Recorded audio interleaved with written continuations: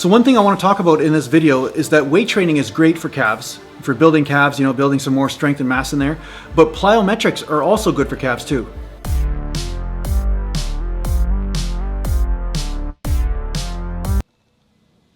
Perhaps there's a way of making that look a little more manly. So thanks a lot to all you guys out there that have been sharing my videos and stuff and helping me get my message out there. And just so you know, the new tank tops are in, you know, train the muscles, not the joints. So I actually got some in the mail here. I just ordered them.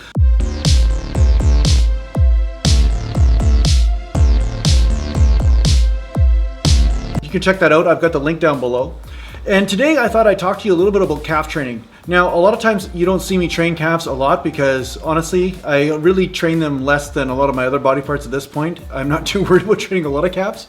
But what I wanted to do was show you a technique that really did assist with me putting on about 1/2 inch to 3/4 inch on my calves within a few months, okay? And this technique had to do with me doing weight training type reps, you know, sometimes sets of 20, sometimes sets of 30, sometimes sets of 15, whatever it was. I mixed those reps up like I do normally with my workouts with biceps and shoulders and chest and all that kind of thing.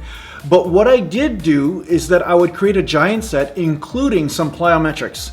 So jumping, basically. Sometimes I do higher jumps, sometimes I do less ballistic type jumping, such as jump rope or just, you know, bouncing on the spot, right?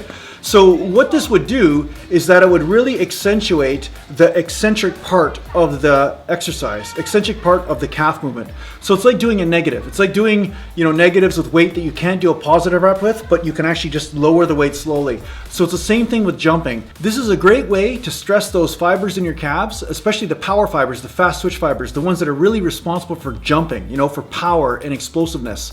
And the fact is that these fibers play a huge role in how big your calves get, right? So if you see a lot of joggers and stuff like that, sometimes they have absolutely no physique up top, like they're not really big, but their calves are just absolutely huge in a lot of cases. And you see this with boxers, and you'll also see this with anybody that jumps a lot in their sport. I first noticed this when I noticed that my left calf was bigger than my right calf by about 1/2 inch. And at that time I was playing basketball or volleyball or just messing around with my friends, you know, sometimes playing sports and stuff. And my dominant leg for jumping was always my left. I jump off my left leg. So I noticed from that jumping influences how big your calves get. So this is one technique you can employ. So for instance, you start with, maybe it's donkey calf raise, maybe it's seated calf raise, or maybe it's standing calf raise. And you do as many reps as you can after you've done your warm-ups and everything, but say you're doing your sets of 20 or 15 or 10 or whatever it is. And then what you do is you do a short set of jumping after. It lasts about 30 seconds to a minute. Now, the big thing you want to make sure is that you're warmed up first of all, because you can tear an Achilles tendon doing this if you do it too aggressively, okay? I've seen some people, they jump off, you know, high boxes and benches and stuff, and then just land, and then they try to basically use their calves to absorb the impact. And you can tear a muscle doing that. So you want to be careful with this.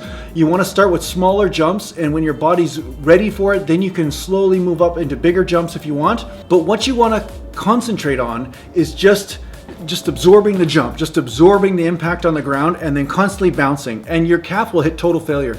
When you're walking around, it'll just feel absolutely dead. You won't even be able to extend your foot. So it's a really great way of getting an extreme pump in your calves and blasting through some of those plateaus that you're on when it comes to calf development. Now, do you apply this calf technique all the time? I'd say no. If you do it too much, you might end up with a tendonitis. You might end up with some sort of ankle pain or tendonitis or something like that. So you want to make sure you don't do it too much. Like anything, including eccentrics or heavy negatives, it can overtrain you pretty quick too, right? So you want to make sure you don't do too much of it. So I'd recommend once a week, once every 2 weeks, just add this in as an extra into your calf training, and you'll notice that you'll blow through some of those plateaus. So thanks for watching, and share my videos if you like them, and take care for now. Train the muscles, not the joints.